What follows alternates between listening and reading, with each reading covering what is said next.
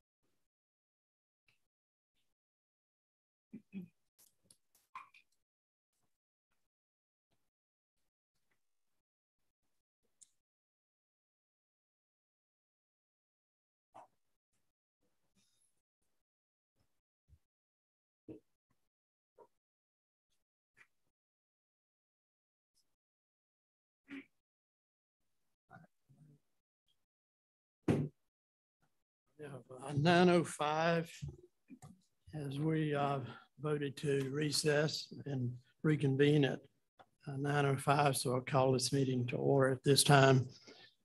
If you desire, we'll have a short invocation, after which we will ask Commissioner Kyle per year to lead us in the Pledge of Allegiance. Merciful God and Heavenly Father, we assemble here today by your grace and your generosity. Thank you for our country. Thank you for the men and women that enlist themselves and put their lives in danger to protect our freedom to worship and to assemble as we are here today. Guide us through this meeting, that our decisions will be in your will, for we as humans don't know tomorrow. But again, we ask for your guidance. In your holy name we pray. Amen. Amen. Would you please rise and join me in the Pledge of Allegiance? I pledge allegiance to the flag of the United States of America and to the republic for which it stands, one nation, under God, indivisible, with liberty and justice for all.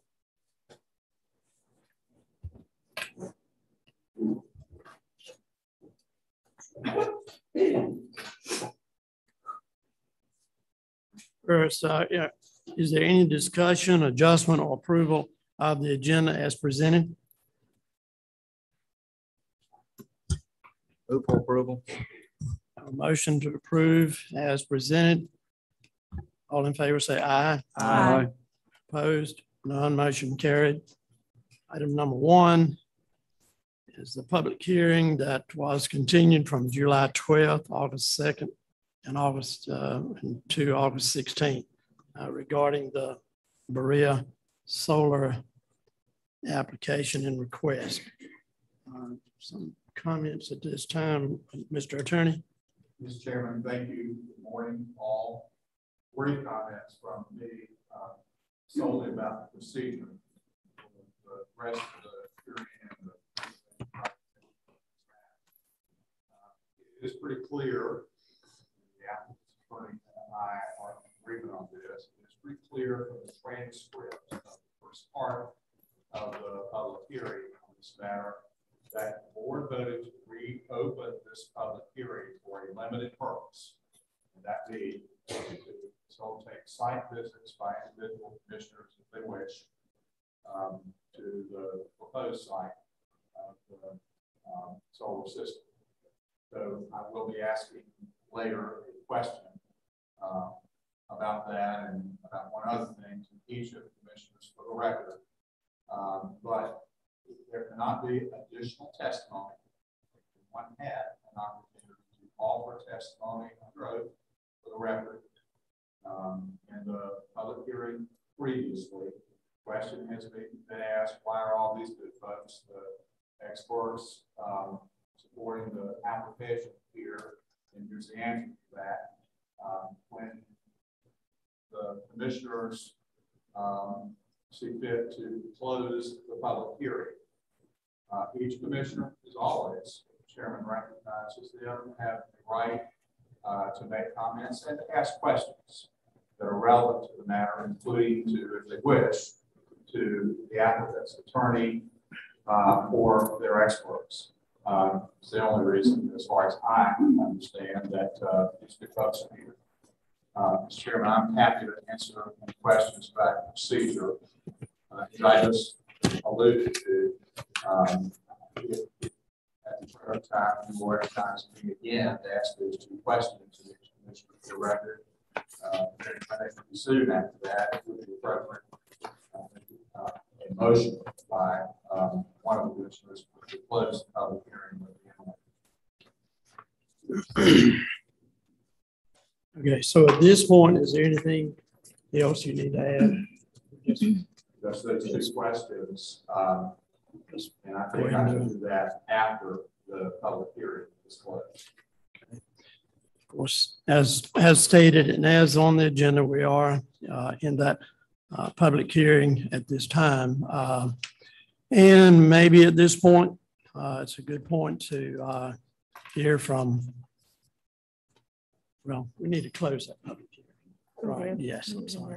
Getting ahead of myself by my notes. So do we have a motion to close the public hearing at this time? Mr. Chairman, I'd like to make a motion to close the public hearing. Okay, motion to close the public hearing. Any discussion? All in favor of the motion as presented, please say aye. Aye. Opposed? None. Motion carried.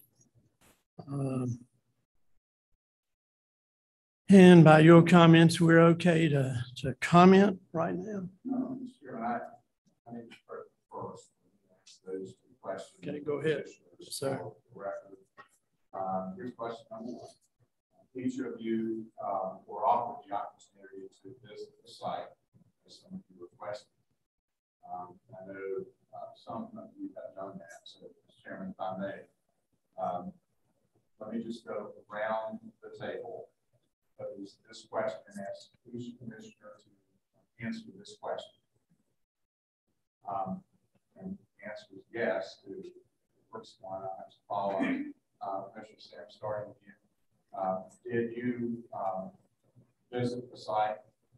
No. Sir? Okay.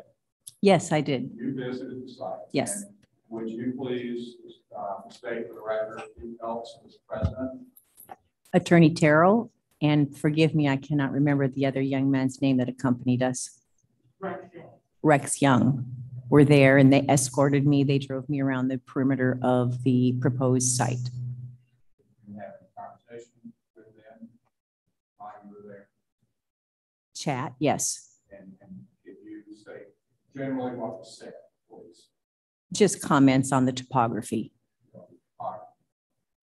Yes. Did you make a site visit?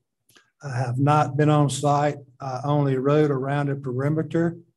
I worked across Person County as a plumber. I was in the area a couple, 3 days after the meeting, when they first came. So as I was in the area, I made a kind of a circular pattern around the circumference of the proposed site. So no, I have not touched the land, and I did not reach out to anybody. I know the area very well because I was raised here. Maybe a drive-by visit? Yes, sir. Was anyone with you? No, sir. No, I gave you a conversation. no. Thank you, sir. Yes, sir. Mr. Poirier's question, did you make a site visit? No. Thank you, sir. Site visit? No. So next question from me, in the last one, would you each individually, starting with Mr. Sims, state for the record whether you have engaged in any ex parte communications, that is, any discussion about this matter outside this hearing? No, I have not. No, sir, I have not.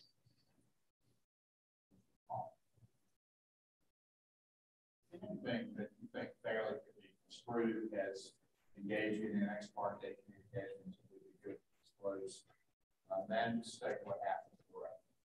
I can honestly say that I have talked solar farms with many citizens, but as far as the solar farm site, I do not recall, because due to my understanding, the proposed site has met all the guidelines, and there is nothing that we can do to chalk the block on their wheel. No. No. Again, the reason for that is that this is not the typical legislative Ordinance by this court. This is a quasi-judicial matter. The law requires each member of the board of commissioners to decide this matter based on what the statute says is competent material and substantial evidence. As it relates to each of those to the four criteria that are in the ordinance, and only on that basis without bias. So those were the basis of my questions, reasons for it. Okay, at this point, we've got comments from the commissioners regarding this issue, I think this might be an appropriate time, and I'll make a comment or two and kind of go around the room if that's procedurally okay. I have maybe not necessarily recently, but it's been reinforced by this hearing and this procedure, thoughts relating to solar farms and their presence in Person County. I look back quite a bit, 15, 20 plus years about land use and the concerns of land use and preservation in Person County, being the nature of the county, and traditionally it's been a farming community, and we have a lot of people that want to preserve that. So I've had quite a few thoughts on that, and traditionally and historically that has come to the forefront every time we have any type land use survey and study. In fact, there's one I wish it was complete and to the public right now, but it's not, that the city and county has been working on for the past probably 6-8 months or better, quite a while, but we don't have that yet. But I do know from being on that board, that still does remain a concern of citizens in Person County. Maybe a couple of questions or thoughts, and Manager York, you may answer. From a taxing standpoint, how are solar farms taxed in Person County? A little bit complicated, and happy to get an interpretation from Russell. I have that in an email I can pull up. Yeah. I can get some information from Russell and share that. So give me a minute. Yeah. Okay. Yeah, we'll do that. One of my concerns too is erosion, that we're going to have a huge number of solar panels on this site, which will be totally cleared from my understanding of all vegetation and trees, and then maybe replanted in grass or whatever, and some trees around the perimeter. But from what I understand too, those trees, when they're planted, aren't going to be much of a barrier. So we're looking at 10 years into the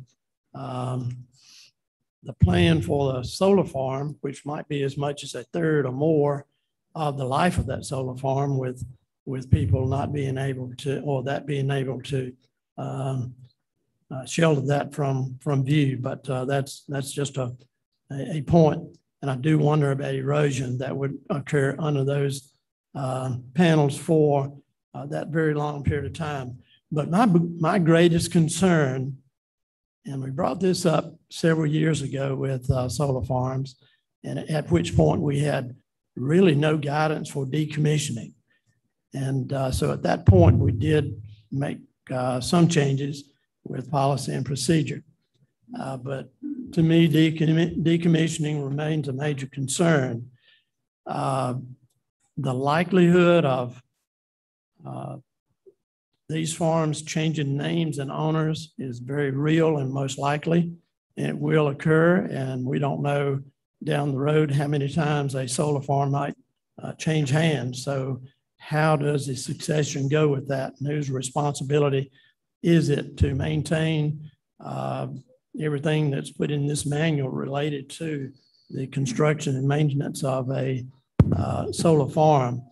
What guarantee does the county have? I don't think the taxpayers should ever be responsible for the decommissioning of a solar farm and disposal of those solar panels. So upon decommissioning, and by the statements here, the return of this site to its original state, which would be trees, which would be vegetation, who really is the responsibility? Whose responsibility is it? And it would appear to me that there should be some type of guaranteed bond, in my opinion, to the county, and not the property owners of any solar farm or the corporation that formed it, but to the county itself, that would guarantee the taxpayers would not have to shoulder the responsibility of decommissioning at the end of the life of those or any solar farm for that matter. So again, that's a large concern for me, and try to look down the road long-term. I likely won't be here, but a lot of you will, our children and our grandchildren will. So that again is a large concern for me. So those are my comments. Vice Chair Perrier. I think your comments reflect my concerns as well. Kyle, I can't hear you. So the chairman's comments reflect my concerns as well. Did you get that? Okay. Commissioner Palmer. Great points. And I would like accountability when these sites are decommissioned also on the owner's part and not the county to have to clean up behind. As I stated several meetings ago, my only concern were the bald eagle. Now, I've spoken with a game warden. He told me he has saved two injured bald eagles by taking them to wherever facilities that rehabilitate and then reintroduce once they're healed. And talking to some citizens that have noted that there are bald eagles in that area that they see fly by their homes daily. Now, I know that we have the fencing for the four-legged animals, but my greatest concern is the bald eagle, simply because this is going to be one huge magnifying glass. Is it going to drive them away? They came back to this county about 20 or 25 years ago. And to me, that should be a really high priority to want to keep them here, not drive them away or kill them off. May I ask a clarifying question with Mr. Palmer? Sure. Mr. Palmer, you and I had a discussion about this very thing as recently as this morning. And can you reiterate what you told me, please, about whether, with respect to any of those discussions that you just mentioned, you have considered any of that with respect This is all to Charlie's this concern. special use Nobody else has influenced me. This was my concern as a citizen of Person County.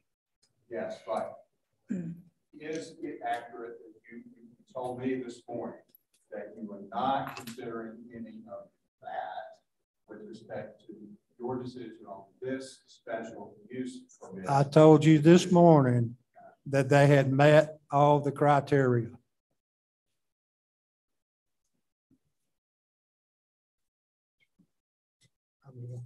Commissioner Gentry. Thank you, Mr. Chairman. My concerns are very similar to yours. I do have a question regarding the decommissioning. Actually, I have several questions regarding this. There is a decommissioning plan in your booklet. Is this your boilerplate that you give to all property owners of your plan for decommissioning? Mr. Terrell? I was not involved with the negotiation of the decommission plan. I would defer to Ms. Oakley as to whether or not that is something that her department approved. I can tell you that this is a requirement that, that the county imposed and that Berea Solar met. And this is part of our current ordinance on decommissioning, Lori? That is correct. If you remember, we actually revised the old ordinance to add decommissioning per Commissioner Powell. Right. And then that was carried over into the current solar ordinance. So there is a decommissioning plan and it outlines 10 items that are required that have to be submitted from the applicant, which they submitted. And then they also have to provide, before they get the actual certificate of compliance, they have to provide a bond in the amount of 1.25 times the decommissioning cost to the county, which I then keep on to the county. file. Okay, Yes, that's what I thought. that is a requirement. Okay. And that is an annual renewable surety bond. It depends on how it's written. Some of them do them annually renewable, some have them for the life of the project. I've seen them both ways. Okay. But right now, the one we have on file is annually renewed. So I And, okay, so anticipate. does it, if it were to go for the life or the bulk of the life of the plan of the solar farm, what would the factor of inflation be in there? If it's annual, I think it's like an annual renewal of your insurance, your homeowner, you're adjusted every year based on whatever. So there's adjusted for inflation and cost. So it's a surety bond adjusted for inflation. So the one, as I said, that we do have on file is annually, and it's based on the Okay. engineer's seal. Okay. All right. That's great. Thank you. So are these surety bonds transferable when the LLCs change hands, when the ownership changes hands of the solar companies? When this is sold to another LLC or down the road, it may happen several times. The responsibility for these surety bonds is still placed with the initial LLC, and is this transferred to you, Mr. Terrell? Who's responsible if this LLC is sold to another LLC? What happens? Who's? The law that underlies this special use permit and all of the conditions built into the permit go with the property to each successive landowner. If there were a total failure to do that, then it would go to Ms. Oakley or her successors to enforce. And it would have all of the remedies available in your ordinance, which I presume ultimately could include a revocation of the certificate of occupancy or whatever zoning permit. What happens if the LLC goes bankrupt? It's happened. Solar companies have gone bankrupt. If they go bankrupt and don't pay the surety bond, what happens? It is the same. Or they just don't pay. I'm sorry? Or if you just don't pay the premiums, what happens? Or if you don't pay the premium. If you don't pay the premium, once again, that would be a violation of the terms of the permit and the law enforced by the county. Okay, but my question is, you've already built the solar farm. The surety, the sureties and the bonds should be designed to succeed a bankruptcy. That is the essence of a bond or any type of surety, is if for whatever reason the company does not or cannot perform, the bond is there enforced by the surety. What other studies need to be completed prior to you actually being able to install? What studies are required by the Department of Environmental Engineering and Water Quality? What do you have yet to do to prove that this is a good idea? You actually, the Utility Commission has approved this site, but once you get past a local approval, then you have to go through all of the state approvals that any developer would have to do. But that includes, you have to have gone through the Department of Environmental Quality for stream buffers, wetlands delineations, all of those protections right there. But as part of the process, as it goes through the Utility Commission, as it goes through comment by the North Carolina Wildlife and any other division, you have to show that there are no archaeological or historic sites. And I do point out that the Wildlife Division, or NC Wildlife, has already said that there is no endangered wildlife that would be affected by this. That's interesting. Are there, I didn't see it in here and I just couldn't find it. Are there any proposed use of battery storage at all, anywhere, at any time during the life of this site? And I defer to Mr. Delvey. Is there any, at this point, there is no plan for battery storage. Could that change? Possibly, you don't know. Okay. Do you know anything? Go ahead. I know about some studies from the utility. Okay. Not as it's currently submitted. And do you know anything about an island heat effect from a solar farm this large? That's not my area of expertise. Mr. Sandifer can answer that. Specifically, the island heat effect. Yes, ma'am, I understand. These solar farms are I'm sorry, Thank got you. the habit of it. The panels are very efficient, far more so than the photosynthesis that would be there now. So that you would think maybe that there would be a heat sink. It's not going to be a heat sink like a lake or a pond. Of course, that's a small lake or pond, and yes. I'm sorry. Right, like water, like a pond or a lake. Although that would be a relatively small lake if it were, and it's not going to be like asphalt or concrete, which radiates a lot of heat. It's very similar, and I've done the studies on this. It's very similar to what a pine tree, a non-deciduous tree would be that stays green, and because of the transpiration effect of a tree, the amount of heat is very similar to what it would given off to be very similar to what it would be for a pine forest. So it's not a heat sink. It's not going to absorb heat like a lake. It's not going to regenerate heat like asphalt. It's in between those and very similar to what's there now. So it's not going to affect the local temperature at all. I think we must have looked at different studies. Any other question? No, thank you. So my concern is private property rights. That's the number one concern. I take that very seriously. I understand the owners absolutely have the right to do what they want with their property.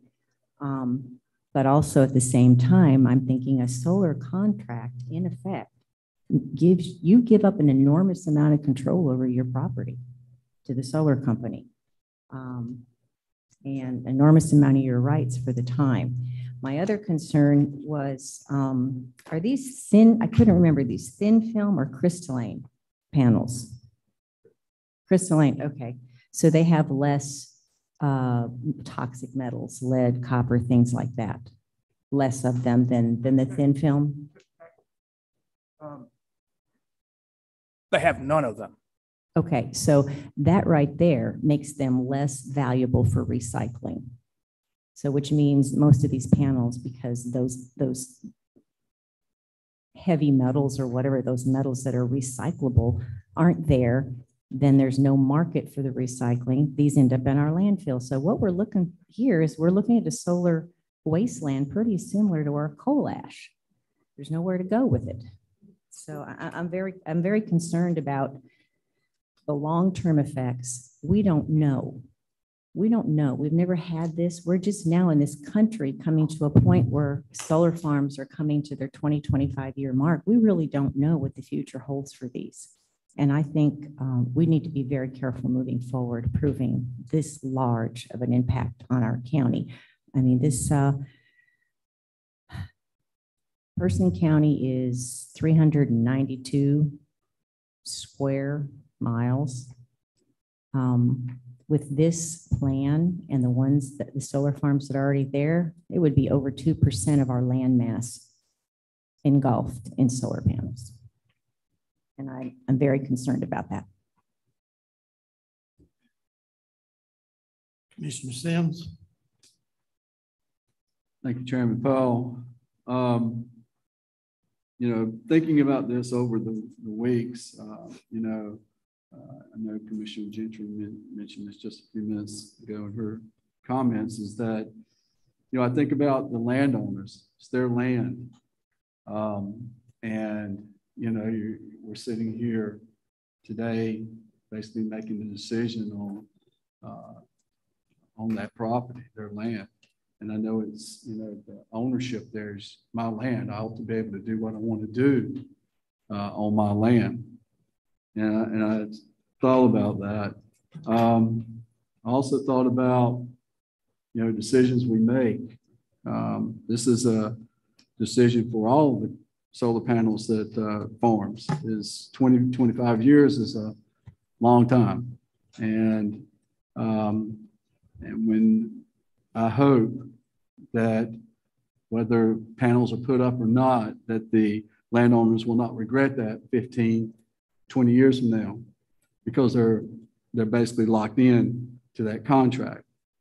And, but that is not something I thought about, my comments I want to make, but it's not going to affect my decision on my vote today, but just wanted to mention that, my concern with that.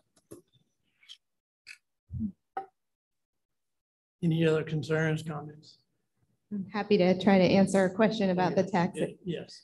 And I know I have Russell here as well, so Okay. I'll start off and then Russell can answer the details. But what we know is that land that houses solar parks is valued as building sites rather than farmland once you make the improvements. So any buffer land around a solar park is valued as cleared and wooded land. That's why I said it's a little complicated because there's two different classifications for that land. Most solar contracts have the solar equipment owner paying the taxes on the land. That's typically what we have seen. There could be a one-time rollback if the land was in deferred, being that it was not actively farmed, and the rollback then could go for an additional 3 years. So that is another little wrinkle in trying to give you exactly how it's taxed. But assuming that the entire parcel would be removed from the ag forestry, then the rollback would count as well on that. The equipment is reported by the taxpayer at 100% of the installed costs. We do have federal guidelines that require commercial solar equipment to receive an 80% reduction before we start applying the depreciation schedule. The North Carolina Department of Revenue prescribes the depreciation schedule for the remaining 20% of the value. So then the residual value after that would be 25% after the first 14 years, according to the Department of Revenue. So there's an 80% off and then a depreciation schedule handed down by the Department of Revenue that prescribes how it's taxed. Russell, do you want to speak more specifically about these sites or any of the schedules that either the federal guidelines or the Department of Revenue prescribe for us? Chairman, if I may, did hear any objection from Mr. Terrell, the applicant's counsel about this information. This information is good, general, accurate information about the provisions of state law with respect to property taxation of so-called solar farms. We caution you all, this is currently criteria such that this is directly relevant, but it's good general public information just for your general knowledge. Sorry if I butchered your expert taxing authority on that. Your summary is very clear. I'm not sure where that information came from. Very, very precise. You're absolutely correct. It's 100% of the reported cost by the installer. And then we take 80% off of that, start off at a 20% value, and then we depreciate using North Carolina Department of Revenue schedules. The other side of that, of course, is the land value, the land underneath the panels, directly under the panels. We would call those residential building sites because they're no longer growing crops, they're growing commercial solar. So they would have a higher value. If the land is presently under a farm use program, then there would be a 3-year rollback, which would be some instant money right away for the county. However, not all these tracts are in PUV, in deferred taxes today. Most of them are, but not all of them. And then the other thing that may come up would be whether or not the solar park could qualify to stay in the farm use program. We do have 2 solar parks that are in the program now, still under deferred taxes. And that sounds kind of odd, but those farms are actually still individually owned by a farmer, and he's using the area underneath the panels for farm production, mainly grazing sheep. So it doesn't necessarily come out of PUD. It almost always does, but there is a place there that some could stay in there. One this size is owned by a corporation that their main business purpose is to produce power and not be a farmer, would not qualify just because of the ownership issue. Thank you, Mr. Jones. Any questions? Thank you for the clarity. Thank you very much. Further discussions? Comments, questions?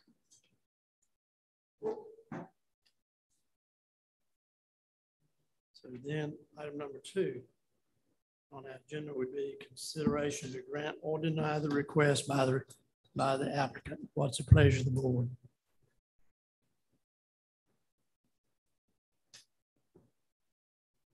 Motion.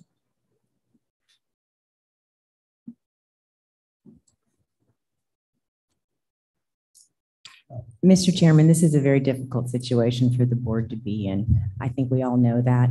I don't want to offend the property owners, but I also want to take into consideration the rest of the county that we represent. So I would like to make a motion that we deny the request. I have a motion on the floor. Any discussion? I would like to bring back the bald eagle one more time. Suppose a nesting site is found in the vicinity. Could this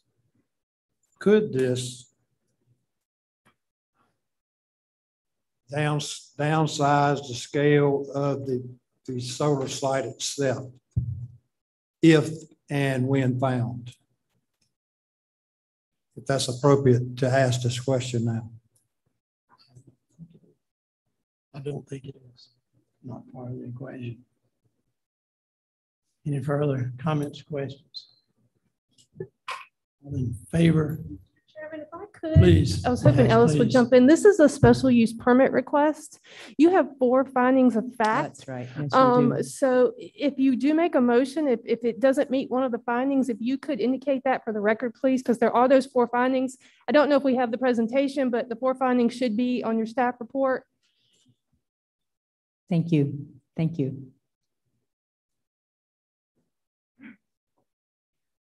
Well, based on the 4 finding of facts, number 4 says the location and the character of the use, if developed according to the plan as submitted and approved, will be in harmony with the area in which it is to be located in general conformity with the comprehensive plan. The comprehensive plan states that this is a low-density residential single-site built or manufactured home, agricultural, forestry, churches, very limited commercial. That's what the comprehensive plan stands. This solar farm to me is an industrial use.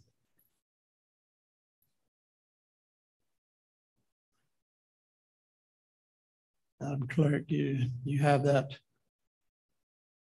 You're okay with that? Any other questions of Commissioner Gentry related to the motion? All in favor of the motion as stated, say aye. Aye. Any opposed? Motion carried unanimous. Thank you. Attorney Hinton, do you have any comment at this point? No, sir, not about that. Okay. Item number 3 is a public hearing. Consideration to adopt an ordinance to place a moratorium on development approval for new solar energy systems. Mr. Hankins.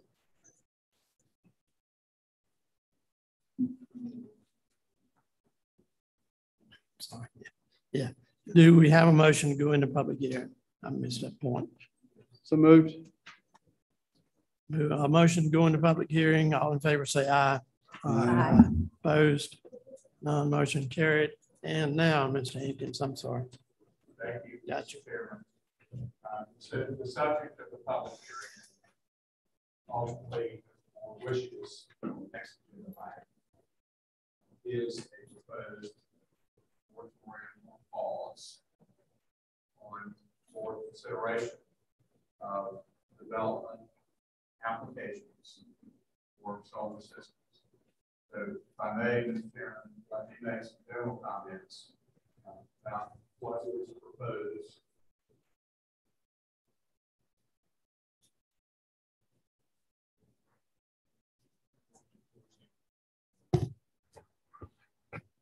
Thank you. Everyone hear me better now? Good. Thank you. Some general comments about what is and what is not proposed in this solar energy systems development approval moratorium ordinance as drafted. And citizens certainly are entitled to speak in a few moments on the proposed ordinance, which the commissioners, if you wish, after you hear comments, as always, may amend as you see fit and then adopt the ordinance or not. But I drafted it to comply, I believe, with the provisions in the statutes that do authorize you, the board, to impose a temporary, time-limited moratorium on consideration of development approval for solar systems. The ordinance is fairly detailed because, as I mentioned in a previous meeting, the statute about moratoria requires you to make some statements and findings about 4 things that are in the statute. So I've listed those in the proposed ordinance. This obviously is the public hearing that the statutes require after publication of notice twice as required. So one of the things that the ordinance, I hope, is very clear about is to what solar system proposals would this moratorium apply for a 6-month period. And here's the answer. One of your required statements is a statement of the development approval subject to the moratorium and how a moratorium on those approvals will address the problems or conditions leading to imposition of the moratorium. So here's what it says. It says development approvals for level 3 solar energy systems as defined in the current ordinance, 10 acres or greater. It's those systems, the larger ones, level 3, 10 acres or greater, are subject to the moratorium. This pause will allow adequate time for staff and the planning board to propose amendments to the solar energy system ordinance and the planning and zoning ordinance, provide an opportunity for citizens to offer comments, and enable the Board of Commissioners to deliberate carefully. Let me make, Mr. Chairman, just a few more comments about the effect of any changes to the current ordinances that the commissioners might see fit to make later, whether you adopt this moratorium or not. The law contains very specific provisions that in general say that in most cases, changes to the ordinances that the commissioners make do not apply to pending permits or to pending applications for approval. And that certainly is the case with respect to the Berea special use permit, which you just denied.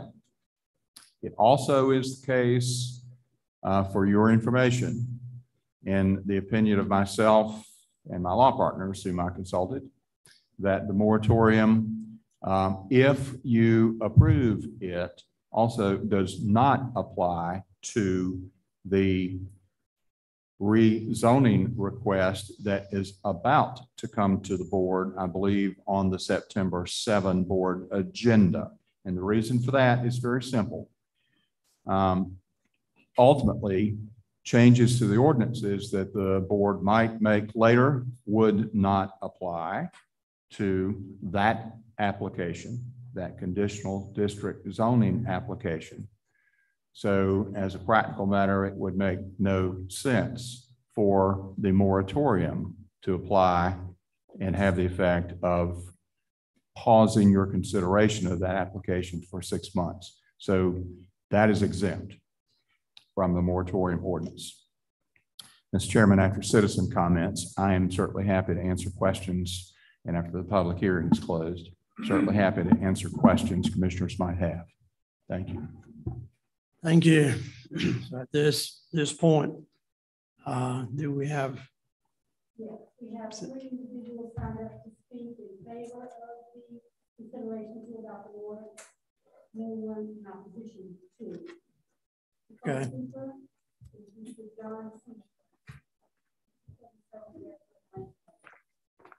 And I think this, like most public comments, let's try to keep our comments to about 3 minutes. Yes, sir. Good morning. Good morning, commissioners and citizens of Person County. I think it's apparent to everybody that's been sitting here listening that this is an item that has captured the citizens' attention. You've had fabulous engagement, 3-hour meeting last Thursday on the planning board meeting due to everybody's comments, notwithstanding the lawyers. I think the planning department and the county need to get their arms around it. The legal team for both these solar farms likes to use Nash County as one of the 2 counties that it mentions a lot. Nash County uses a different means to manage their solar farms than a county ordinance. So I think there's some specificity that needs to be put into the ordinance. Just like you would other things, you don't want a church on every corner. You don't want adult bookstores everywhere. So you designate where would it be appropriate. You've got requirements for these solar farms that would be topography related, watershed related. You got to be in close proximity, if not intimate contact with power transmission lines. And that just scratches the surface. So I think the county needs to sit down and take a serious look at where would these be appropriate so that we don't waste landowners' time. We don't frustrate the citizens of the community any more than necessary as to what may be going in next to them. And we all know what the rules of the game are.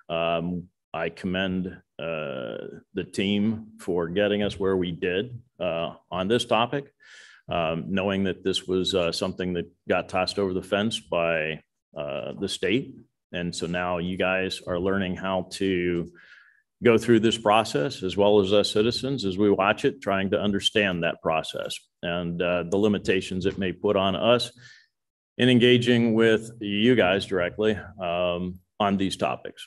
I want to commend the zoning or the planning group. They've been fabulous to work with. They answer questions. They're cheerful.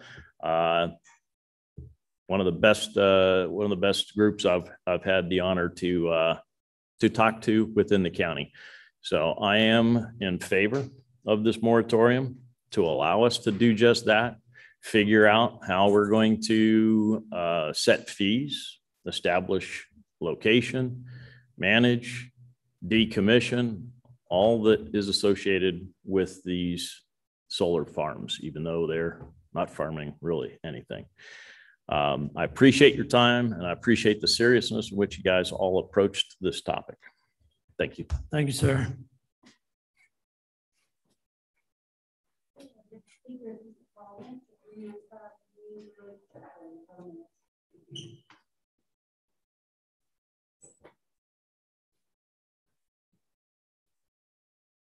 Thank you, Mr. Chairman. Good morning, ladies and gentlemen. First of all, and dovetailing into my comments on the moratorium, I want to thank you for your prior vote.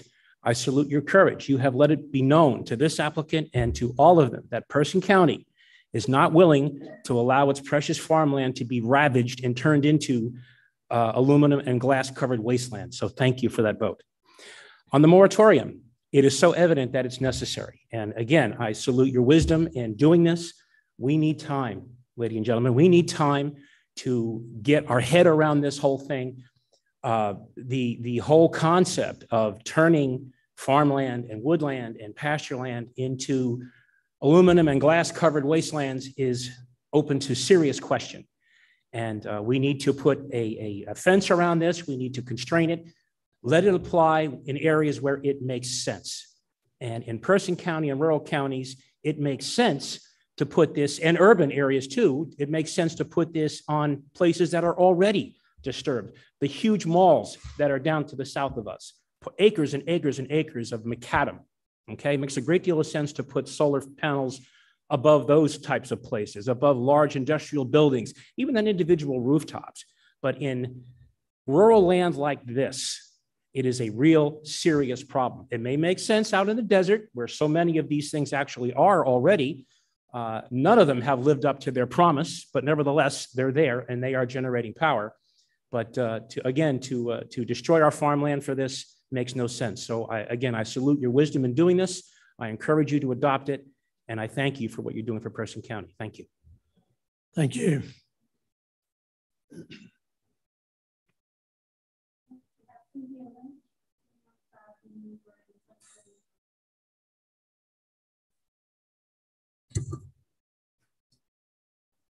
Good morning. Good morning. I'd like to speak in favor of adoption of this moratorium ordinance.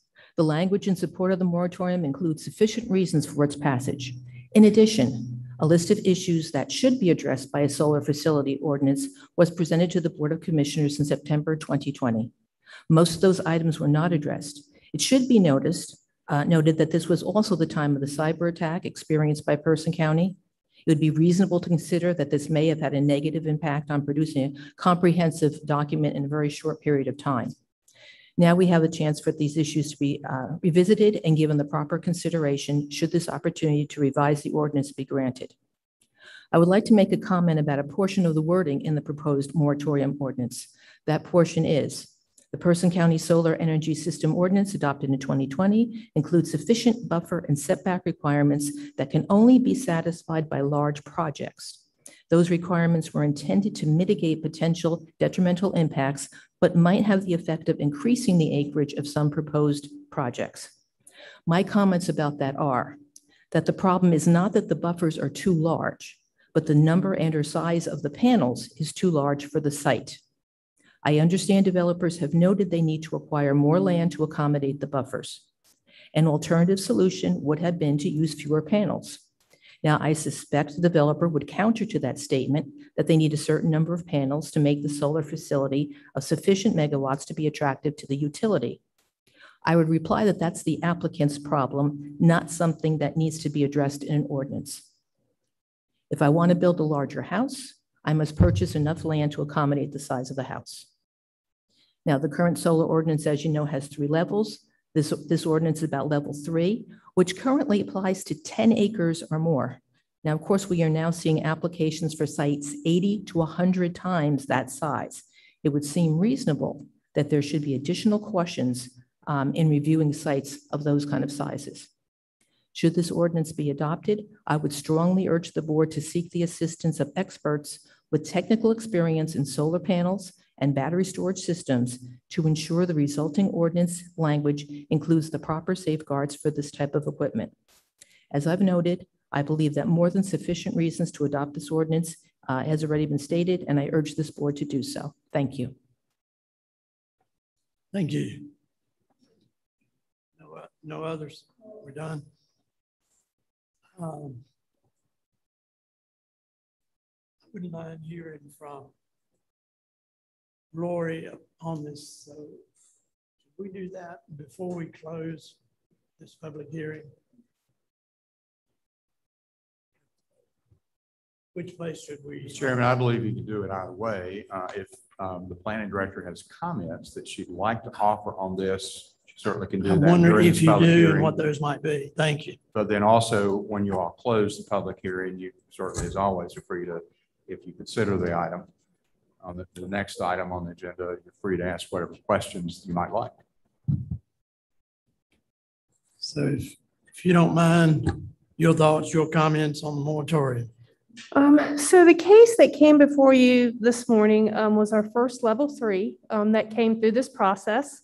We have had several level 1 rooftop solar, residential solar, but this is the first project that's come in as a level 3 and gone through the process. So I guess my question, not so much a comment, but my question from staff level would be, is that if you choose to enact a moratorium, please be very specific to staff as to what you want changed.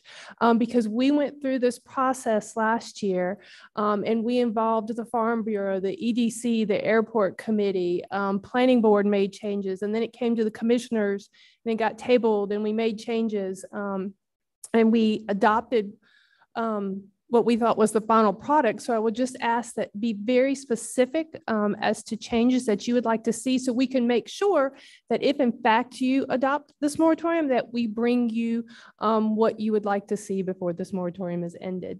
And if that includes fee changes also, please let that be known as well.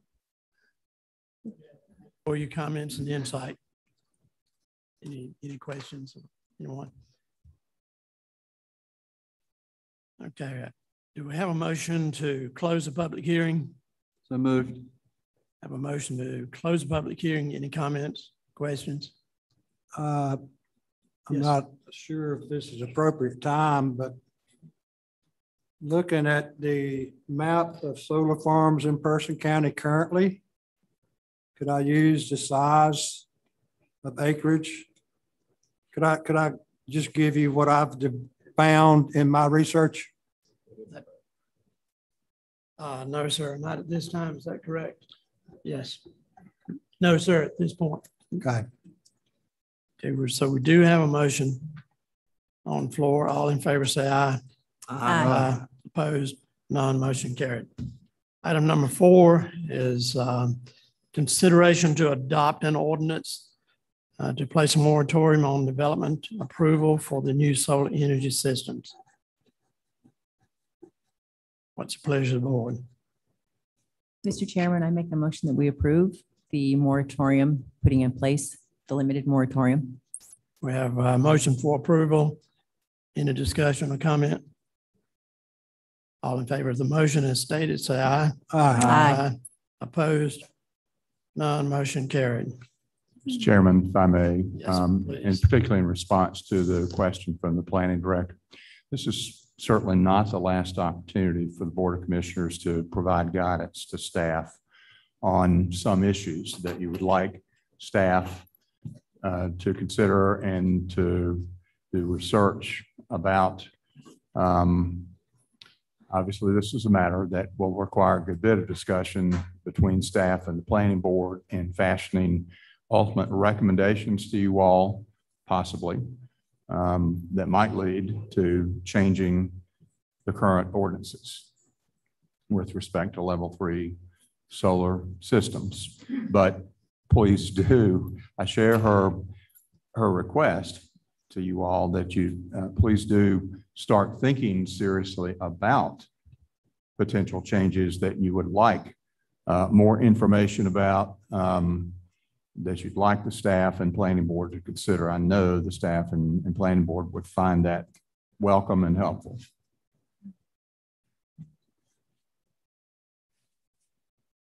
Okay.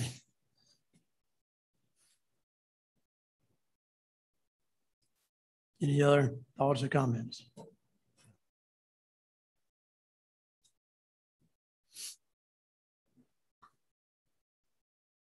this point in our meeting, we do have a 10-minute period set aside for public comment. Do we have speakers? We have 4. Please here again, be considerate of others' time, and we can think in terms of 3 to 4 minutes each. So you call those out, please.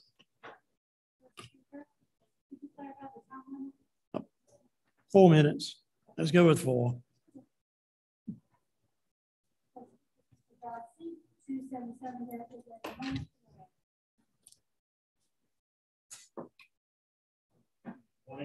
Morning. The last time I spoke before this board, other than a few minutes ago, was to provide clarity on the Shell building question that I put forth a number of times as to its status, and the status had remained unknown. This morning, I'd like to add some clarity to another community item of interest, and that would be the Advanced Manufacturing Center, or ATC. On May 17th, we had a 20-minute presentation on an ATC idea and a 25-minute question and answer period which followed.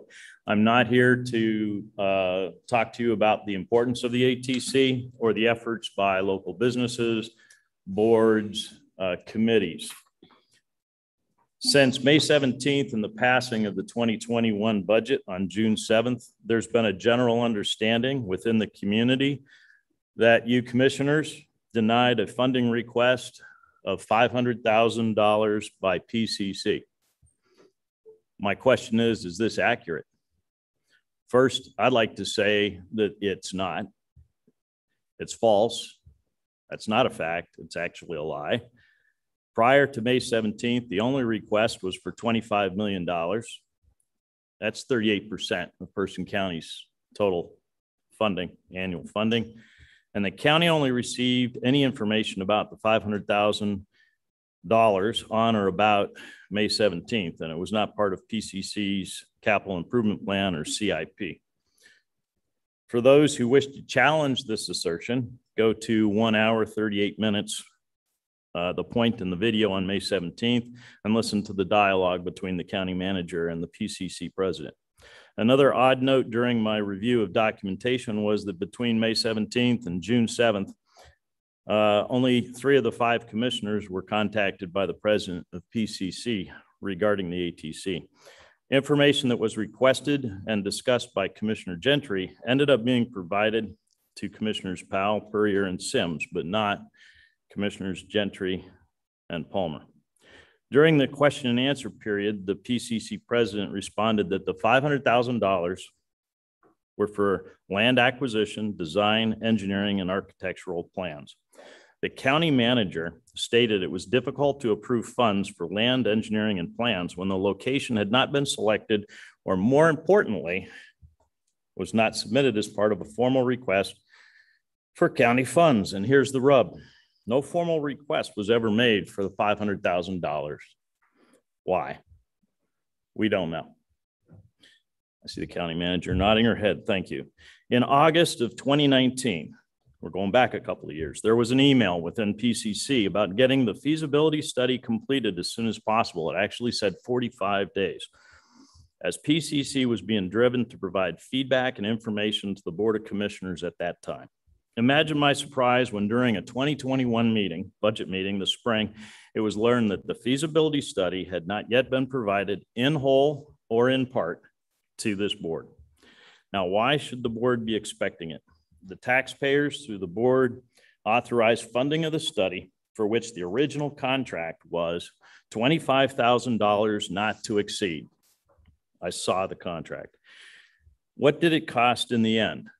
$62,740. I was shocked to learn this after seeing the emails, the feasibility study, and witnessing the meetings and reviewing meeting minutes. Additionally, the Board of Commissioners had to request a copy of the study they authorized taxpayer funds for in 2019, in May this year. Thank you.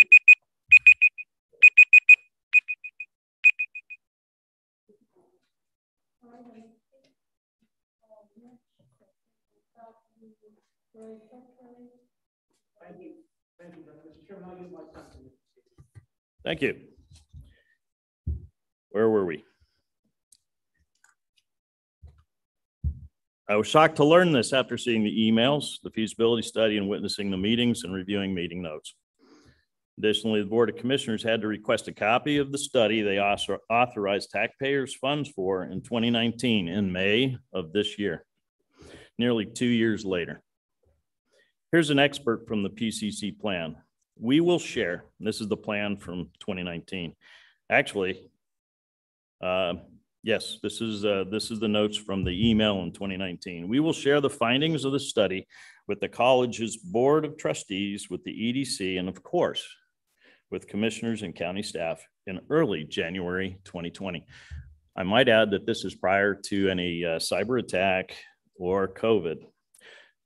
To date, they have only received in June of this year a redacted copy of the $62,740 study, which places the cost of the center around $25 million. During the question and answer period, we also learned from the PCC president's testimony that the land along 501 might be acquired through donation. Not only did we learn this, but we were told that PCC should have the donation completed or not within a month. It's been a month. Did PCC, our local community college, acquire the necessary land for the ATC by donation? No. Does anybody up here know? It's been 3 months. Mr. Sims, you sit on the advisory committee of the ATC. Do you know the status of the land acquisition? Not sure about you all, both commissioners and citizens, but it raises several other questions and concerns. How do we set funding priorities up within the county? If funding an ATC is the responsibility of the county taxpayers, doesn't that mean that for every dollar spent on the ATC, it's one less dollar for county schools, et cetera? Did the county manager and commissioners see any of the funding breakdown behind the presentation made on May 17th? Who are all the stakeholders of the ATC? Are the stakeholders only advisory and beneficiaries, or do they have a documented commitment from each with their obligations in its construction and in its success? Why was the president of PCC only pitching information to 3 of the 5 of you? Maybe that's something for the trustees of the college to figure out.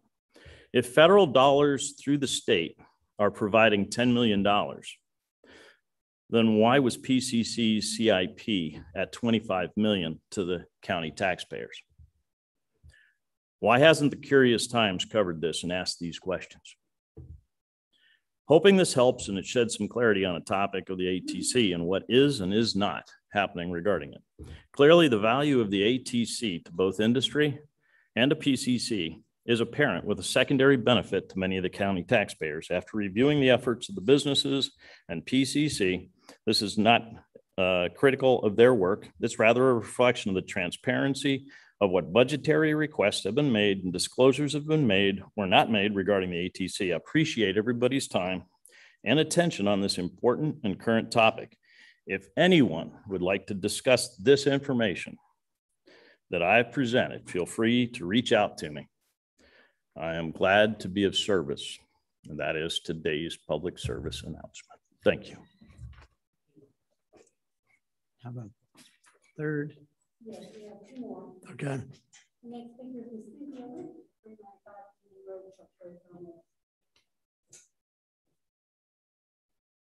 Ms. Good morning again. It has come to my attention, after attending several meetings, both before this board and the planning board, that the public hearing process is missing a critical voice. This is the voice of the expert who is not part of the applicant's team, but is part of the team that supports a board in the gathering of its information. In the past few weeks, we have heard from civil, electrical, and mechanical engineers, a landscape architect, a real estate appraiser, and a planner, all representing an applicant. Now, except for the planner, there was no one a board member could turn to for another perspective or additional or alternative information. It was up to the public to provide this, and not with the same latitude that was given to the applicant. Hardly the best way to gather a wide range of information.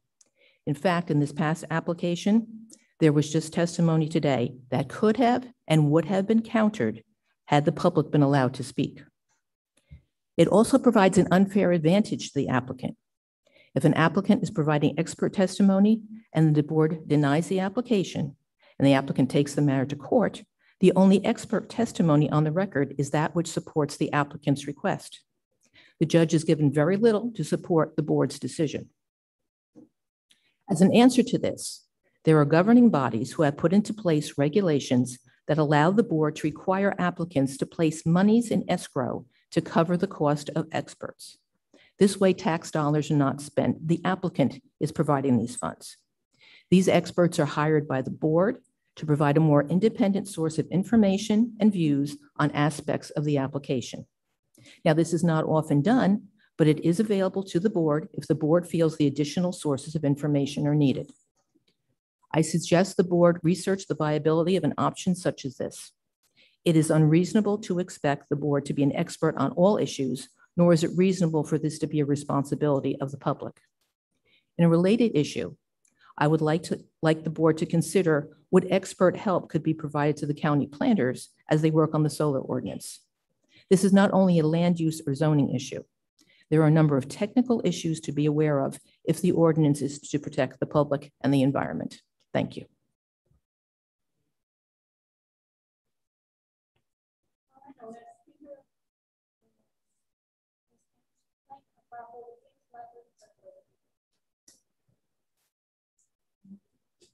Hello, everybody. You gave me a lot to think about and talk about this morning. My name is Anderson Clayton. I serve as the chair of the Person County Democratic Party. And I'd just like to say first and foremost that the bald eagle was taken off of the U.S. endangered species list in 2007, and solar energy has only grown since then. I realize that we are in a time where people are concerned about what the future of our county looks like. I love the landscape around here. It's why I don't live in a big city right now, and I'm 23 years old. But I also believe that we have to think about what is in the best interest of the people going forward and what economically and environmentally makes sense for what we know is going to happen in the future, what scientists are saying are going to happen to our economy and our environment in the future. And solar energy, whether or not people like it, is a part of that. The second thing that I want to address is what Mr. Seep had said earlier about the Advanced Technology Center, what he kept referring to as the ATC. By being against the Advanced Technology Center in this county, you are against jobs advancements in this county. Right now, young people are fleeing rural areas. They're fleeing it because we don't have opportunities here for us to stay. Jobs in this county. Pollywood, something that I've heard this board talk a lot about, had said they would be a partner with PCC. We had representatives from Pollywood come and talk to this board about why they wanted to partner with this Advanced Technology Center. The jobs training part of that. We want a skilled workforce and we want people to thrive here and be able to come back to this county. I realize money is an issue on everyone's mind, but I think there is a way, and Dr. Senegal said it herself, that there has to be a way for this county to come together and say, what is going to be the future for young people in it? And right now, I don't think this board has the perspective of that on it, quite frankly, nor are you speaking of our best interest in this county right now by, quite frankly, listening to that in that sense and not having Dr. Senegal or somebody from PCC here to represent the opposite side of that as well. I just think that this is a really big issue. The other thing that I want to talk about is that we had a wonderful United States Senate candidate, Jeff Jackson, come into Person County yesterday. I want to frame that because I think it's really important that we have these people come and they want to hear from rural folks about what they want to see represented in their United States Senate candidate. We have a Person County Democratic Party meeting tonight at 7 o'clock. It is at 100 North Main Street, and you can join us in person or virtually on Zoom. I really appreciate this board hearing us out today, but I also really want you to think about the young folks in this county and what future you are providing to us here. Thank you for your time. That concludes item number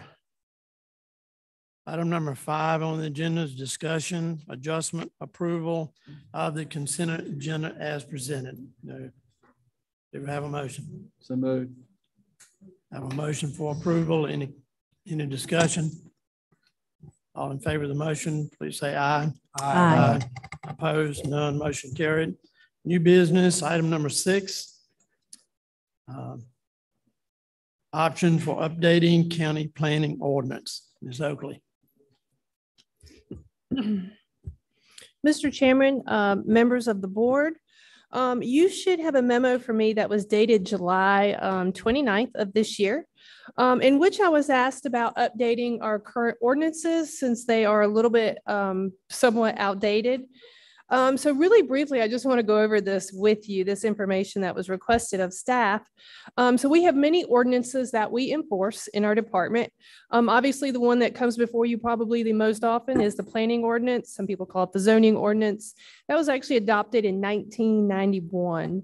We have subdivision regulations dating back to 1987, a flood ordinance of 1990, a private road ordinance of 1987, mobile home park ordinance of 86, and then automobile graveyard and junkyards, which I thought was a newer ordinance in 2015, was actually an existing ordinance from 1987 that was just amended and represented in 2015. Since its original adoption, the planning ordinance has been amended 62 times in the course of 30 years. It really needs to be replaced with a new up-to-date ordinance that's also consistent with North Carolina general statutes. The staff is currently working with the city of Roxborough on an update to our comprehensive land use plan. We actually just received the first draft of that plan. And I anticipate that coming to both the city and county this fall, both the planning board and board of commissioners and council for adoption. And one of the recommendations we have is to revisit our ordinances because again, they are outdated. And so staff is recommending that we hire a consultant to create a new unified development ordinance to include some, if not all of the ordinance that I just mentioned before. And I was told that before I came along, I think a previous staff member brought up the term UDO. And I think UDO is a little bit confusing, it's a little ambiguous, it could be a little intimidating. And UDO is just that, it's a unified development ordinance. And it's a concise, unified document that contains all of your ordinances in one place. I know the city of Roxborough adopted a UDO 3 or 4 years ago. And so the average time frame for creating a new UDO is typically about 12 to 14 months once the consultant is selected. And the budget for this, I called around to some friends who in other jurisdictions who recently went through the process, typically about $75,000 to $100,000 to draft a new UDO. And as stated in my agenda abstract, this project is not currently funded. However, this was a request that I was going to be bringing to the board, possibly if Heidi let it go forward in the FY23 budget year. So another option, if the board doesn't want to immediately start on that, of course, is to amend our current ordinance. We've been doing a lot of amendments. We have 62 amendments, so we can keep amending it. But as a planner and planning staff, we really recommend looking at hiring a consultant once the comprehensive plan is complete and starting on the process to draft a new unified development ordinance. And if you have any questions for me at this time, I would be happy to answer them. About your list here is the ordinances about automobile graveyards and junkyards. That does not include amendments that have been made prior since, I guess, 2015. Is that right? Right. These were adoption dates. When I was given that ordinance, when I started working here, I thought it was a 2015 ordinance. But upon further digging, it actually goes back to 1987. But yes, we have made, since I've been here, we've made 3, I believe, amendments to that particular ordinance. So the rest of these, the planning ordinance and all the ones besides the one I just mentioned, have they had amendments made since the date that we see here? Yes. The only one that I cannot say for certain is the mobile home park ordinance. I haven't really used it since I've been here 4.5 years. I have had a couple of inquiries about doing a new mobile home park, but definitely the planning ordinance, the subdivision ordinance, they were most recently done as part of the 160D update. The flood damage prevention ordinance, I have had to amend that. The private roads ordinance might not have been amended just because we don't use it that frequently anymore. And again, mobile home park probably was not, but the automobile graveyard and junkyard has been amended several times since it was first drafted. So we've tried to do the best we can. I think the board is starting to realize there are bigger holistic issues with the ordinance and also with the subsequent zoning districts which come out of the ordinance, particularly the planning ordinance. So as we go forward, and let's say if we went with this project, and you're saying 12 to 14 months, once we have a consultant selected, you're going to come to us after our consultant has gone through and I guess doctored up our ordinances and presented each one to us to vote on. Is that correct? We would be the ones that would approve the ordinances, and you would come here and bring that to our attention? Yes, so it would be one new ordinance. And again, we'd have to decide with the consultant which of these would go into that document. At a minimum, you'd almost always see planning, subdivision, and flood damage. Sometimes when you have a UDO, you still have some freestanding ordinances, so that would be a discussion with the consultant. But yes, making that change would come to both the planning board for a recommendation and then ultimately to the Board of Commissioners for a public hearing. I also imagine having open houses because you definitely want to engage the public in a process like this because it involves every property owner in the county. But yes, ultimately it would be the Board of Commissioners' decision. And so we would have an opportunity to, I guess our opportunity to either make a suggestion to either add something or take away will be after we have a consultant. We will not be part of that discussion until once you present us the ordinance for approval. We can engage even before a consultant's hired. I mean, at any part in the process. And as a planner, earlier the better for me, because, you know, if you wanted to start emailing me lists of stuff that you would like to see the consultant to incorporate into a new UDO, absolutely, because we don't want to get through the entire process and get to a draft and then say, oh, well, you know, Lori, here's my list of changes. So definitely, I would encourage you to make any issues known to the planning staff earlier throughout the process. Okay. So may I? What would not be in the UDO? What do you think? What categories of zoning would not fall into the UDO? Categories of zoning, are you talking specifically like planning ordinance or these? So for example, sometimes nuisance ordinances are freestanding, which goes back to the automobile graveyard and junkyard. A lot of times those are freestanding on their own and they're not incorporated, but I have seen jurisdictions where they are incorporated into the UDO as well. But, you know, definitely off the top of my head, you know, planning, subdivision, flood, mobile home park, those would definitely be into the UDO. And again, basically it would be just one document, easily referenced, well-written, current, up-to-date, that citizens could use because citizens get easily frustrated trying to find something. And a lot of our time is spent just guiding people through the ordinances to find something that they're looking for right now. I know, I've looked. It's very frustrating. So we embark on this process and it's going to take a while to get a new plan together, or we keep putting Band-Aids on it and we end up here with this situation that we're in. So is there, while we say we engage in this process, in the meantime, we can still make adjustments to the current stuff. We can shore up this rural conservation. We can address, we can still put some Band-Aids on while we're looking for a new plan to replace what we are working with. You can, absolutely. Board of Commissioners, Planning Board, Board of Adjustment can at any time ask staff to make changes to any of the current ordinances. The changes that Commissioner Sims requested to the Junkyard Ordinance and previous commissioners requested to the Junkyard Ordinance. Absolutely. In the meantime, if you have specific changes that you would like to see, you can make that known at a meeting, direct staff to pursue the text amendment option while we're waiting on this process. Thank you.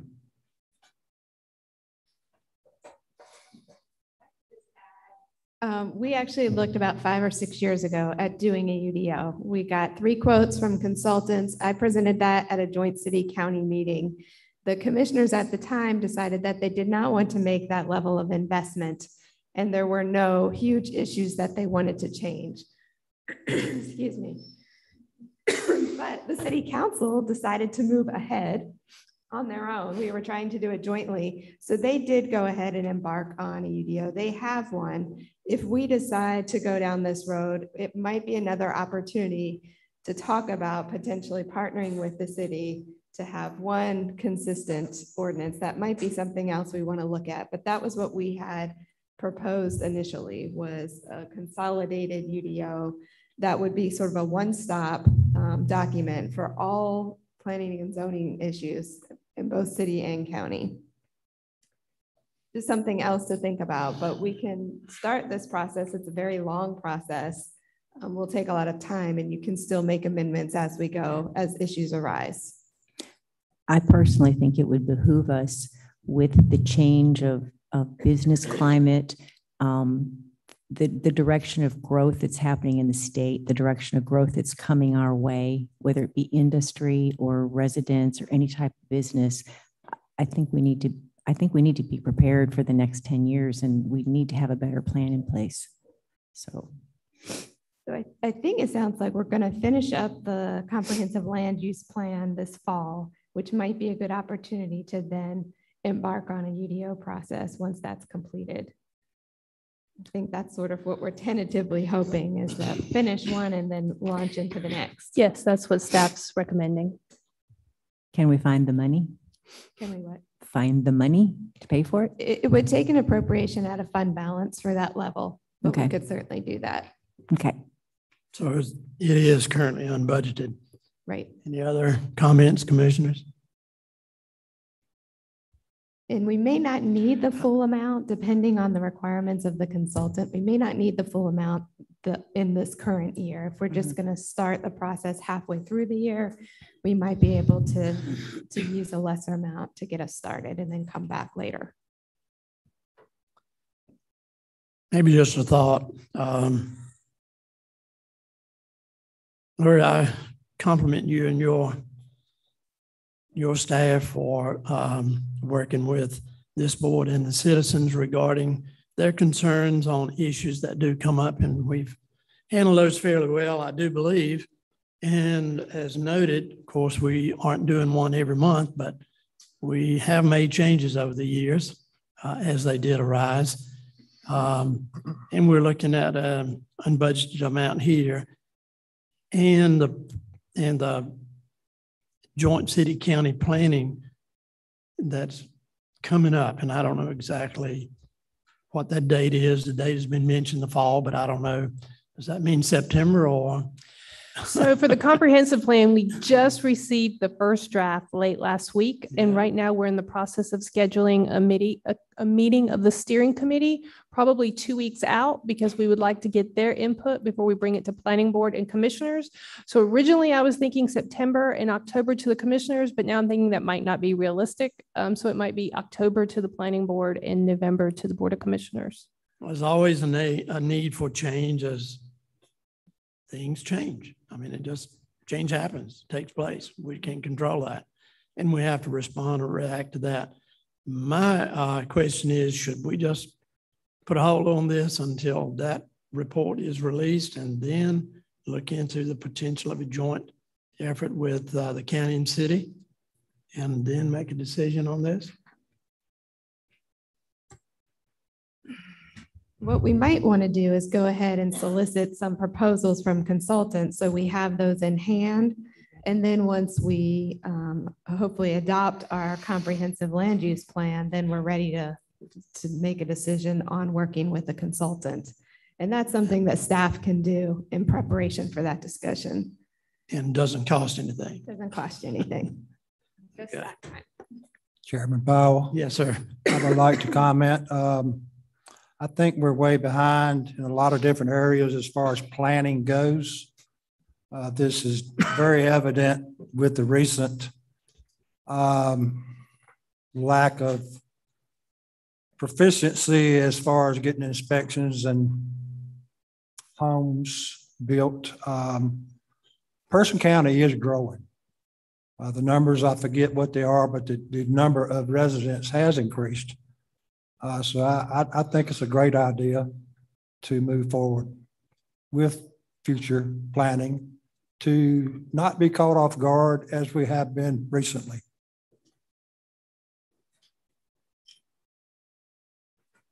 So in using your term, moving forward, we can move forward without committing funding at this point.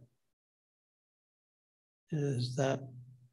I don't believe we need any funding allocated at this point. We just wanted to let you all know what you would be in for down the road should we decide to embark on this. So staff can go ahead and solicit some proposals from consultants to help us with the development of a UDO. And we would bring that to you once the comprehensive land use plan is adopted by the board. If that's okay with everybody.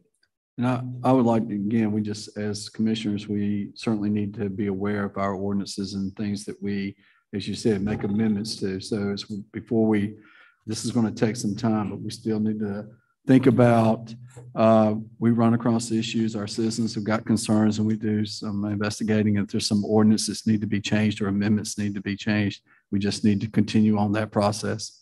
That's right. And feel free to let me know if you have any amendments or questions about ordinances. The sooner you let us know, the sooner we can work on an amendment, because we do take those through the planning board and then here. So it's not a quick turnaround, but we're happy to work on those immediately once you make us aware of any changes you'd like. Further discussion or motion?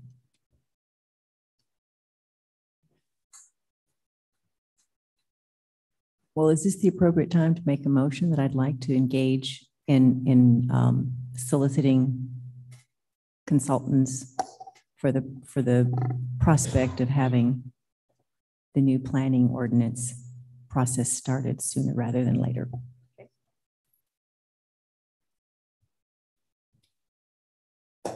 Any discussion on the motion? All in favor of the motion as stated, please say aye. Aye. Opposed? Motion carries. Thank you. Thank you. Item number 7, resolution for economic development incentives policy. Ms. Wilburn. Thank you, Chairman. Good morning. At their regularly scheduled July meeting, the EDC unanimously recommended the adoption of an economic development incentives policy. The EDC and I believe that incentives are a helpful and essentially necessary recruitment tool in project recruitment, yet legal authority for local governments to offer such has boundaries that are set forth by the North Carolina Constitution and North Carolina general statutes. The resolution that you have before you creates a policy that outlines those requirements, yet it continues to allow the flexibility for this board to consider the level of support for a project to be based on the overall public benefit as demonstrated through the number of jobs, the quality of jobs, the diversification of the economy, and the impact to the tax base. Adopting this policy really does not change our process that we've always followed and how we consider a project's eligibility to be incentivized. It simply formalizes it, allowing all of you, the EDC, staff, and the public to have the same starting point for understanding when and what type of support is available for business ventures considering Person County. With the increase in project activity that we've seen this year, combined with announcements at the federal level of additional grant monies coming down to local communities, having everyone on the same page about legal eligibility for incentives and being able to communicate that by pointing to a policy is intended to streamline the ways that we can all respond to inquiries. The resolution was drafted after review of other county policies and was also reviewed by our county attorney. If you have any questions, I'd be happy to answer them. Commissioner, questions? Anyone? Okay. What's the pleasure of the board for the request? I had a question. It just went through my head. Sorry. I'm sorry. Do you have a question? I did, and then it just kind of disappeared. So maybe it'll circle around.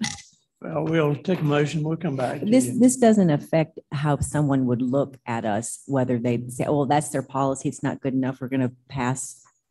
Will that have any effect on anybody looking at the county for any reason? Because you have a standardized policy, it's not going to. No, this just outlines what the state allows and doesn't allow legally. Okay. So it still gives you the flexibility to say, oh, these jobs are so much higher than our average wage. We can offer more than we What might other in another what other situation counties or- do this around us? Well, again, it applies to every county in the state. Some counties have policies that go into a lot more detail.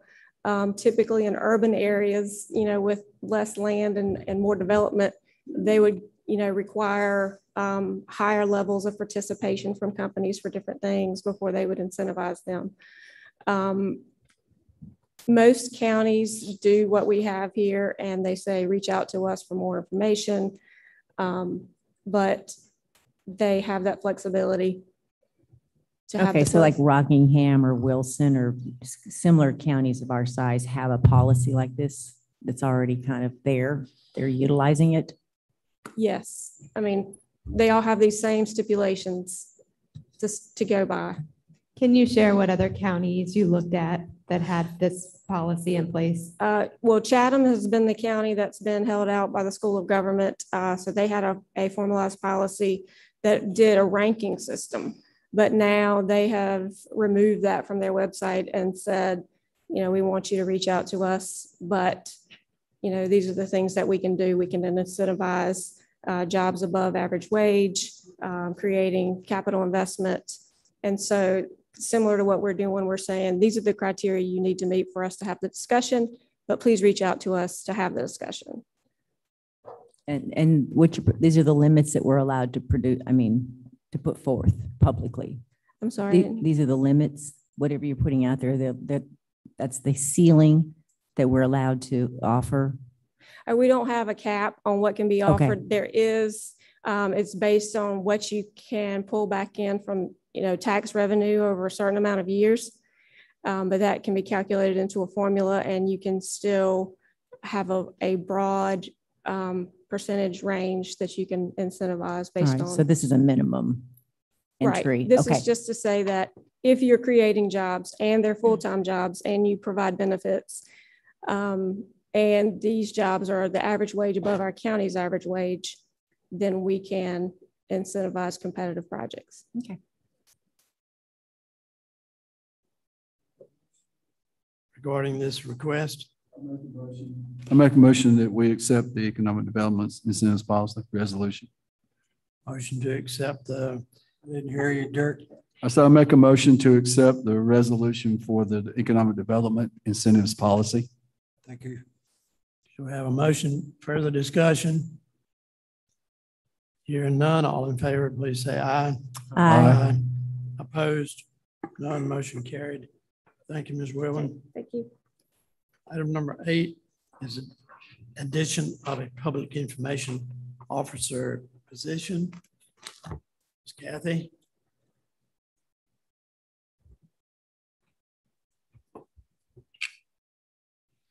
Good morning, Commissioners. We are bringing forth for discussion this morning the addition of the Public Information Officer function within Person County government.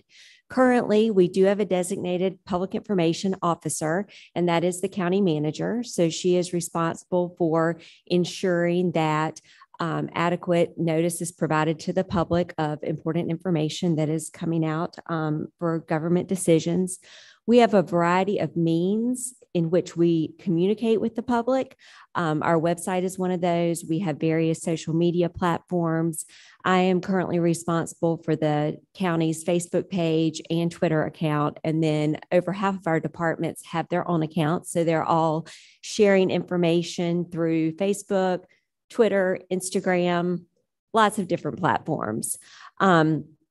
We, of course, also utilize the local newspaper and radio to get our messaging out. Flyers, all types of publications and mailings are also included in our public information efforts.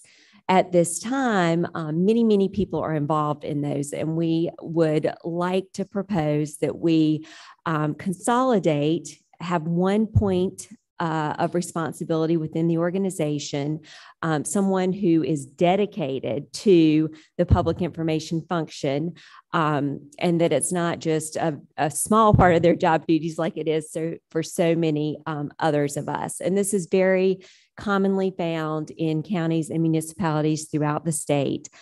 This designated position, public information officer, would be able to work with county departments to help create a unified communication effort throughout the county. It helps with county branding so that our citizens can recognize what is official communication from Person County. It helps identify additional ways to reach our population, additional ways to communicate and spread our information so that our public is well informed. It's also tasked with looking at efforts to involve the public more in the activities of county government as well, so that we can find avenues to increase public participation.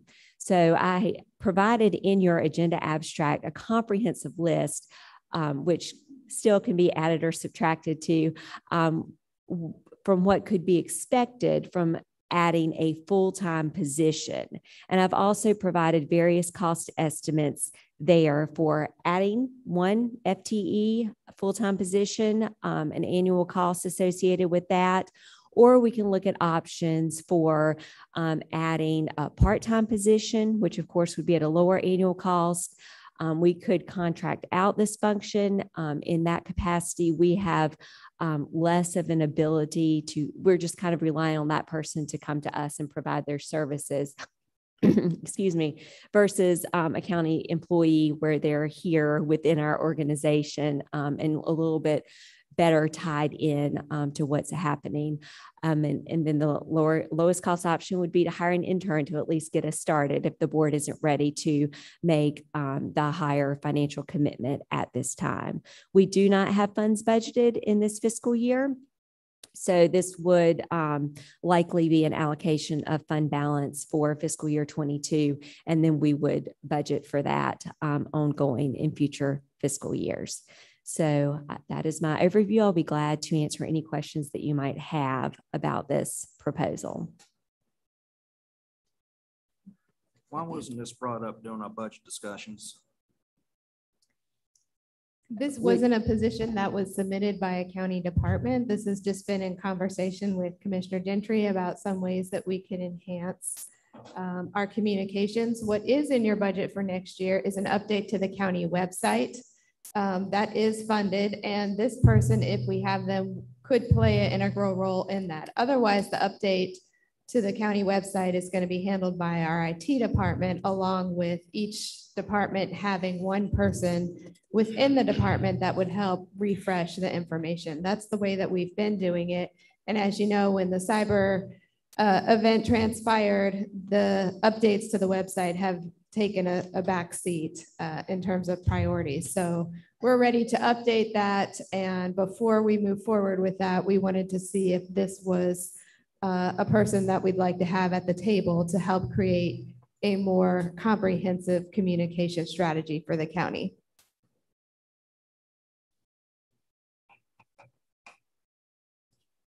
Anything else?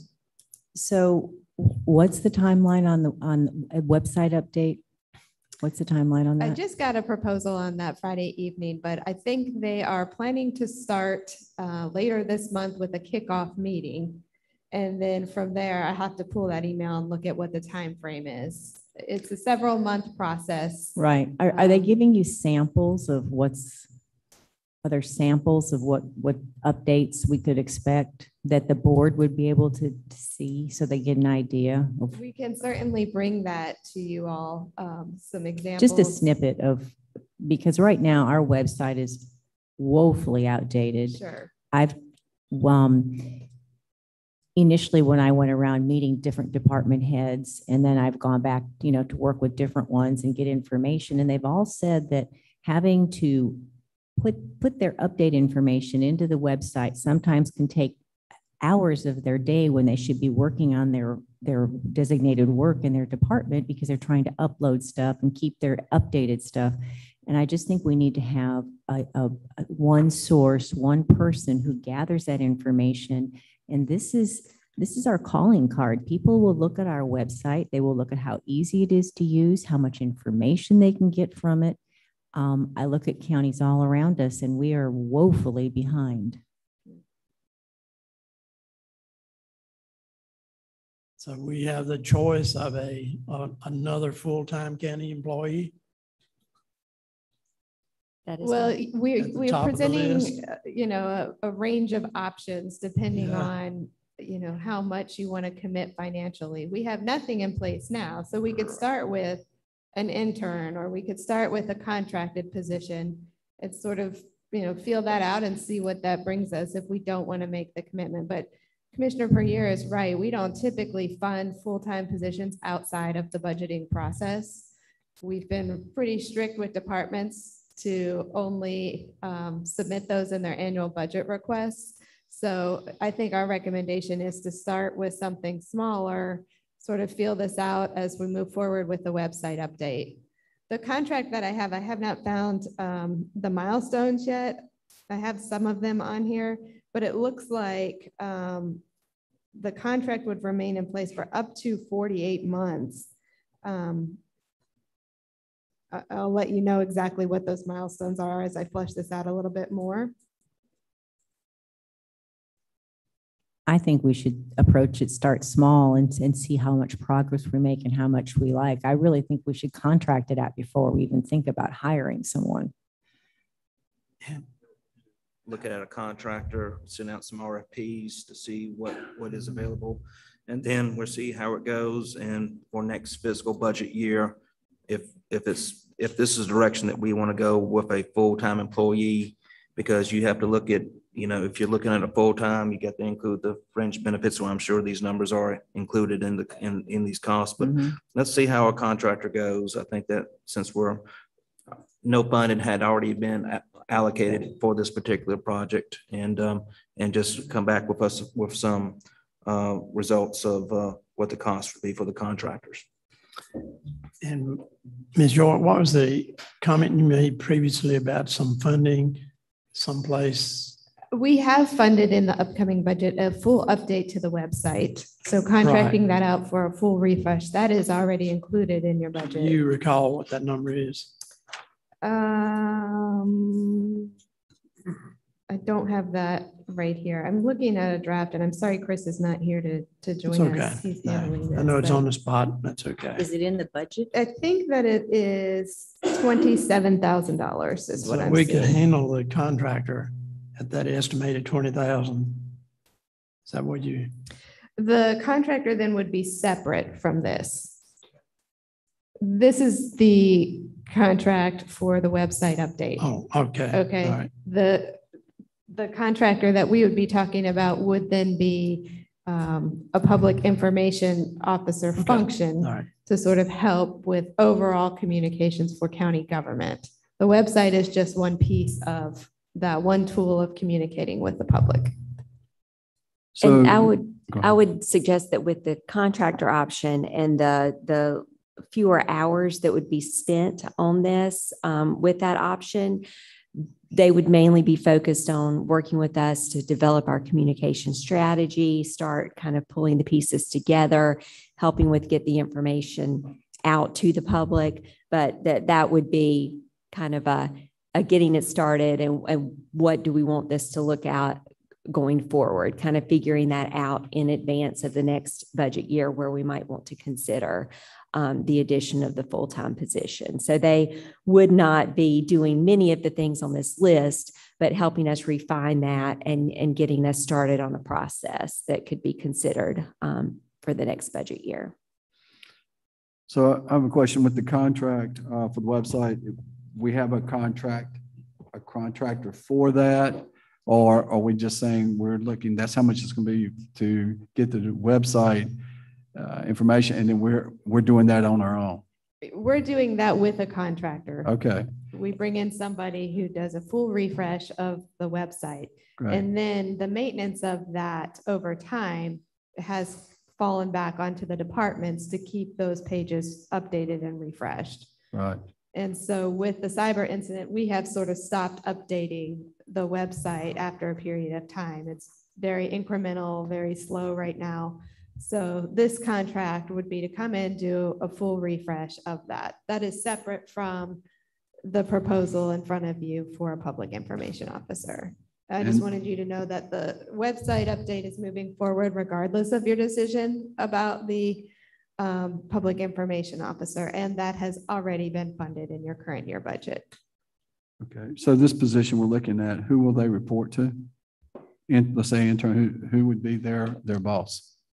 We can discuss a variety of options for that. They could report to me, Catherine, our IT director. We had not really fleshed that out until we knew what the pleasure of the board was.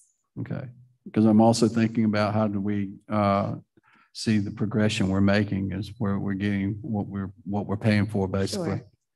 So that was my, where we find that out, where we get that information, who's going to be responsible, following up and all that good stuff. Yeah, I'm happy to take that on and provide updates to the board on a regular basis so that you can see what milestones they're doing and sort of. Wouldn't you oversee almost any other contract? I'm sorry? Wouldn't you be the person that oversees most other contracts? Our departments have the ability to contract directly, but we can contract from the county manager's office if you prefer. Would this fall under IT? There would definitely be some overlap with that, but we can house it however the board would Okay, like. I don't know how that would work. I'm trying to Right, if clarify we it in my wanted to head. have more of a technology focus, then that might make sense. If we wanted to be more about overall communications and telling the county story, I think it makes more sense to place that under the county manager's office. Okay, all right. The only request that I have is I would like to see the samples of what a new website would look like Okay. and how it would function. I'd like that presented to the board when it's ready. Okay. Please. Sure. Any further questions, comments? Do we have a motion? Mr. Chairman, I'd like to make a motion that we put this public information officer position into the pipeline to get an estimate contract-wise for a part-time start this budget season.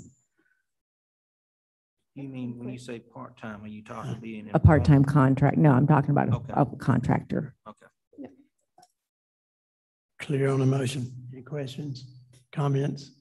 All in favor of the motion as stated, please say aye. Aye. Opposed? None. Motion carried. Thank you, Ms. Thank Kathy. you. Item number 9 is appointments to boards and committees. Ms. Reeves. Consideration for appointments to following current vacancies. Ask the board to nominate a candidate as being appropriate. Of course, we have consideration is the board adjustment. We currently have 1 vacant position as well as 1 alternate position with an unexpired term. We have 2 applications for consideration to Jermaine Wallace as well as Ms. Catherine Fulkerson. Would you like to consider these applications for appointment today? Mr. Chair, Yes, go I would like to consider that Board of Adjustments appointment, and I would like to recommend Catherine Fulkerson, if I pronounced that right, Fulkerson, for that position of Board of Adjustment, and for the other position, Jermaine Wallace, the alternate. Any other recommendations or? What were the names again? We have 2 applications. They're in the board packet. Jermaine Wallace requested appointment as well as Ms. Catherine Fulkerson. Catherine Fulkerson. Fulkerson. Okay. W-L-K-E-R-S-O-N. Thank you. We have a motion on the floor by Commissioner Sims to appoint Catherine Fulkerson to the Board of Adjustment for a 3-year term, as well as to appoint Jermaine Wallace to fulfill the unexpired term for the alternate position, which will expire June 30th, 2023. Any other discussion? All in favor of the motion as stated, please say aye. Aye. Opposed? None. Motion carried. Ms. Reeves. Next board, we have vacancies. The 4th is the Personnel and Transportation System Board of Directors. We have a couple of occupational affiliations. One is the Senior Center. Now, by the time we released the board agenda packet, we did not have any applications, but at your seats today, if you'd like to consider, we have Daniel Harper's application. She is currently served in this capacity in this board. She is requesting the appointment. And also, we have a broad occupational affiliation for the school system, which you have Walter Montgomery, application in your packet to represent on the Board of Transportation, which is our PATS Board of Directors. Motion to approve both applicants. Motion to approve both applicants. Any discussion? All in favor of the motion, please say aye. Aye. Opposed, none. Motion carried. Thank you. And the last one for today's consideration is the Recreation Advisory Board. We have one position that is currently vacant. Jermaine Wallace requested a foreman for this committee as well. Since Mr. Wallace is already on one committee, is he serving on any other committees? And not for the county. Okay. Motion to approve. We have a motion to approve. Further comments, questions? All in favor of the motion as stated, please say aye. Aye. Opposed? None. Motion carried. Thank you, Ms. Reed.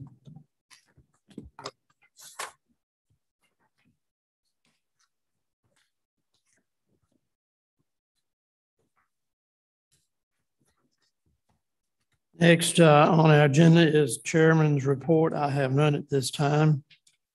Manager York. Same, no report.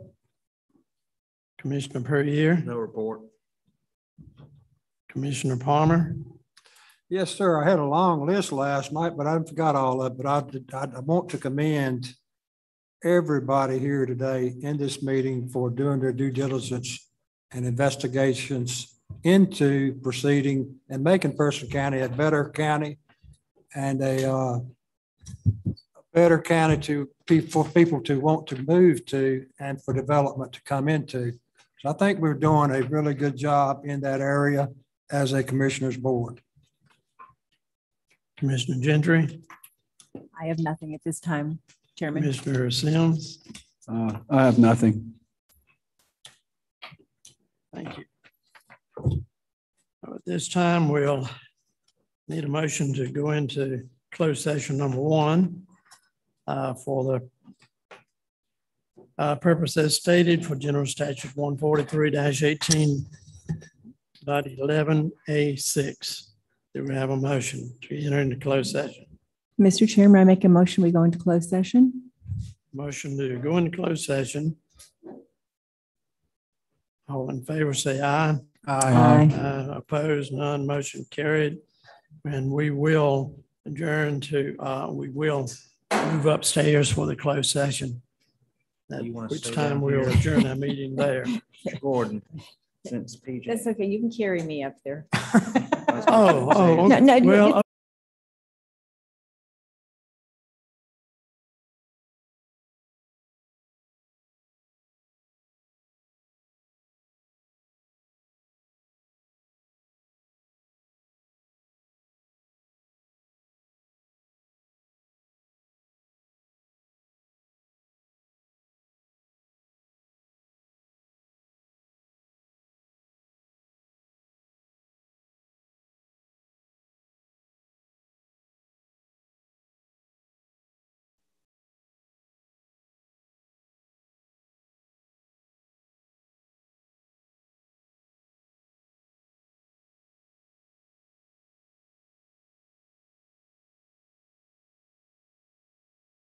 do we have any further business to conduct? Mr. Chairman, I make a motion to give the county manager a 3% merit pay increase. Have a motion to grant a 3% merit increase for a county manager. Any further discussion, comments? Hearing none, all in favor of the motion, please say aye. Aye. Opposed? None, motion carried. Do we now have a motion to adjourn the meeting? So moved. Do we need to say that the meeting will be held? Yes. Okay. Mr. Chairman, All right. amid that our future meetings until further notice be held in the auditorium. Now, was there some question about next meeting? Well, the month of September will cover that. The first meeting in October Right. is not available because of the municipal election. So I would advise at this time maybe to consider a motion for the month of September for the meetings to be held the first and third Mondays, our regular scheduled meetings. Okay. So motion for the month of September meetings to be held in the auditorium. Discussion? All in favor, say aye. Aye. Opposed, none, motion carried. Now. do we Motion have to a adjourn.